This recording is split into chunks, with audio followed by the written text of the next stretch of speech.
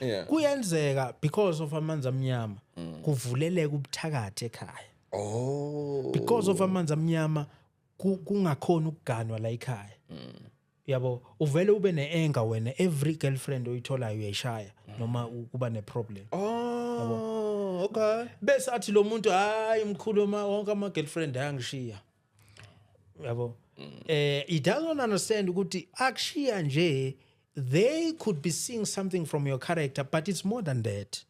It's because vele unelibulawo ngeSwati sisho njalo. Libulawo. Unelibulawo, yes. What is it? Ilibulawo still amanzi amnyama okusho ukuthi kunento eyenzekile.